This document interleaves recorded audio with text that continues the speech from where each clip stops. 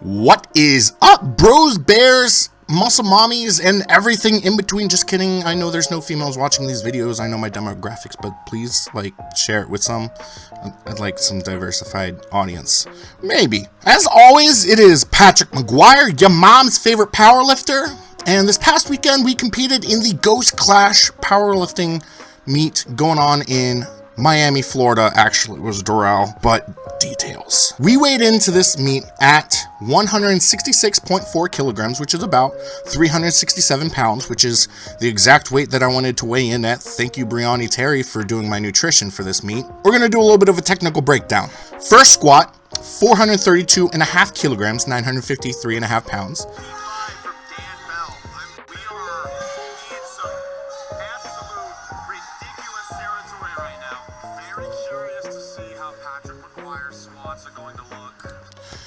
Leading up to this squat, my handlers thought that there was a 10-minute break between flights, but they misheard because there was going to be a 10-minute delay between squats and bench. So look at the timer counting down and also think to yourself, holy shit. But before you poop yourself and before you fully puck your butthole, look at me coming out. And my handlers will never live down that I only had 4 seconds to do this lift.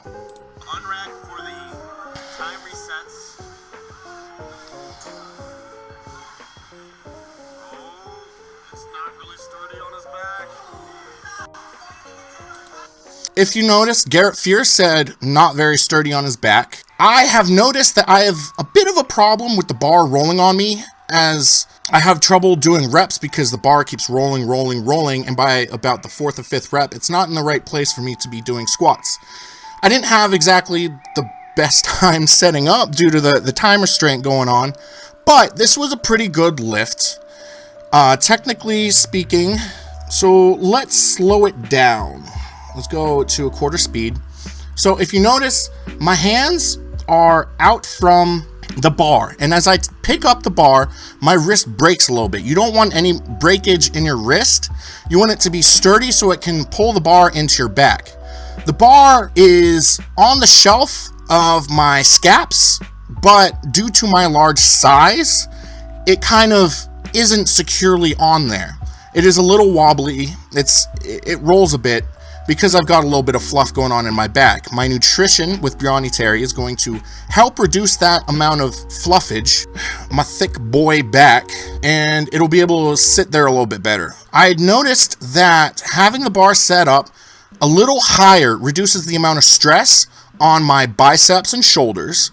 So for those of you commenting that John Hack should stop doing high bar, he's saving his elbows for bench. It's fine. So I set the bar up a little high. I mean, I'm saving myself for bench, basically. And I take the bar. I'm not completely centered. I didn't have enough time to center. I took my air.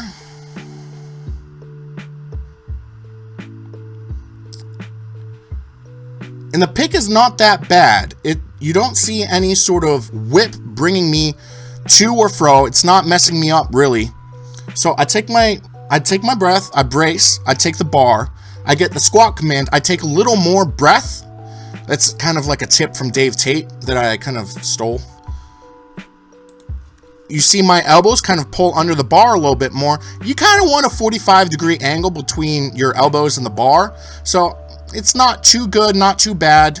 The closer you get to being perpendicular to the floor, parallel to your body, the more stress it puts on your biceps and increases the chances of bicep tendonitis. I let the bar settle. You don't want to spike your blood pressure too much. You want to be strong. You want to give yourself a little bit of time to fill your belly, to brace correctly, because you don't want to just rush into it after you've taken your final breath. And you can see my chest is staying as upright as possible. And having the upright chest allows the hips to go more efficiently downwards, keeping the bar above the center of the foot. And I hit depth. Due to my herniated disc back in 2016, my hips are about 45 degrees, between 30 and 45 degrees off from each other. So The hip closest to, I mean, the right side hip, I guess. This hip, it's technically my left hip. That one is always higher than my right hip, so the majority of my squats end up getting 2 white lights. I need to work on that if I would like to eventually pull out an all-time world record squat. It's not going to happen this year, but I'd like to take that crown from Dan at some point. I got time.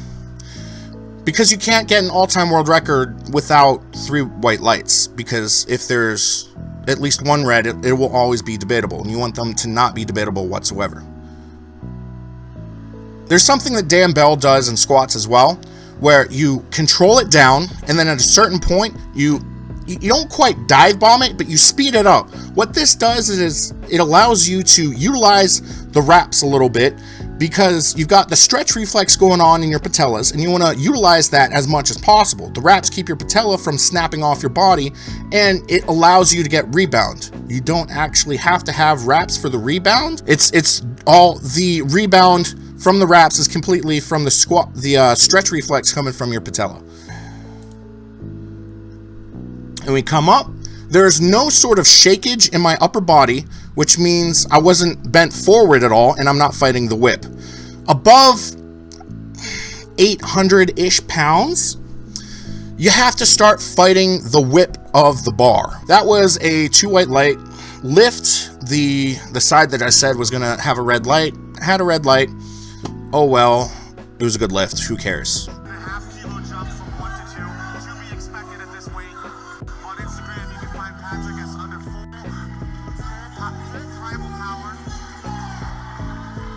We didn't actually have to provide that. He just... The legend, Greg Panora. So right there, I'm telling the spotters that if they need a snack, now's the perfect time. I don't like trusting my spotters, because when you start to trust your spotters, you're more comfortable with failing. So I joke with the spotters. I mean, I try to kind of piss them off. Like, I make them want to hesitate if I'm going to miss it, so that I have to get it. Because if you put yourself in a situation where you have to get something, you'll find a way to get something. Otherwise, it'll just kill you. You know, normal people stuff. 15 pounds. I was at 14 pounds on the bar. You see that little shake and bake that I got going there? At this point, I've already failed the squat. I'm fighting with the whip too much. The whip is going to bring me off kilter. It will uncenter me, and it will pull me in either forward or backward direction. What you want to do is you want to kind of pull down on the bar as if it's kind of like a lat pull down to control the whip a little more. There's 2 methods that I've heard about dealing with the whip. There's the lat pull down method that I just mentioned, and then there's also timing the whip. So you bounce the bar, you get the whip going, and then when it smiles, you go down so that you don't have the pressure going. And then when you hit the bottom, it frowns. You get the extra stretch reflex going into your abs, going into your kneecaps, which allows you to rebound a little bit more. And then the whip helps pull you out of the hole. So I've already failed this squat. Basically, I'm gonna squat it because I'm not a pussy. But at this point, the whip is too much for anyone. Little shaky. Yeah, that bar's really not locked in on his back. It looks like it's about to slip. That's a dangerous situation. He holds on to it. That was higher than a second. So due to the whip, it pulled me forward, which brings my hip up. If your upper body goes forward, you get a hip shift, bringing your hips up. So I missed depth on this, not due to a strength issue, not due to a muscle memory issue, but because I was fighting with the whip of the bar. So let's watch it again without me pausing a million times. So we set up on the bar. We've got our hands in the right position. We've got Ryan behind us, Ryan Lawson, American Soldier 80 on Instagram. John to the spotters.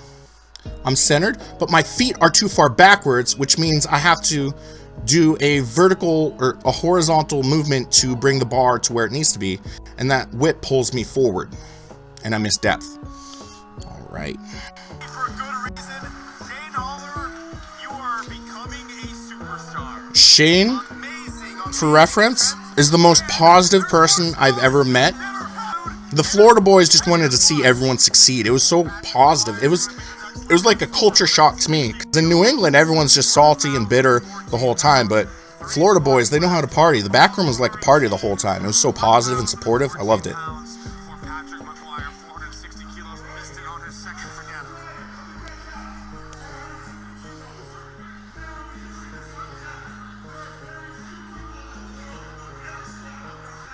So this squat will put me at 13th all-time squats.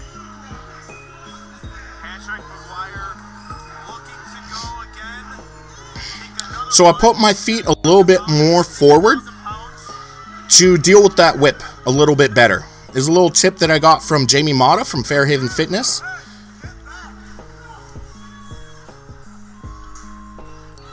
Not as much of a shake and bake.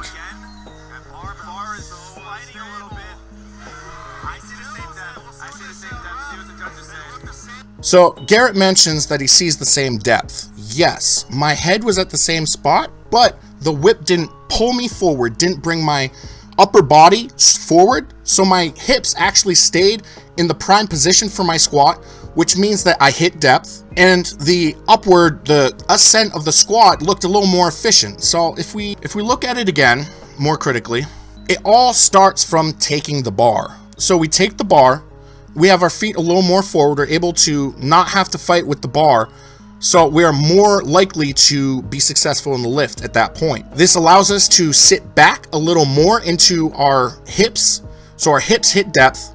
So it looks like the same depth from the table off to the side, kind of like forward. It was kind of a weird angle for them, but due to not having to fight with the whip, it was a good squat.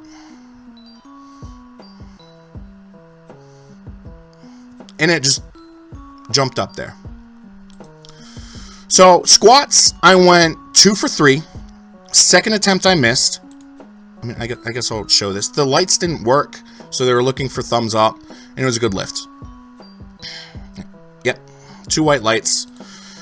My herniated disc hip is high. That is something that I know I need to work on. I ended up with 1,014.13 pounds because kilograms are not exact poundage, and everyone loves pounds a little bit better.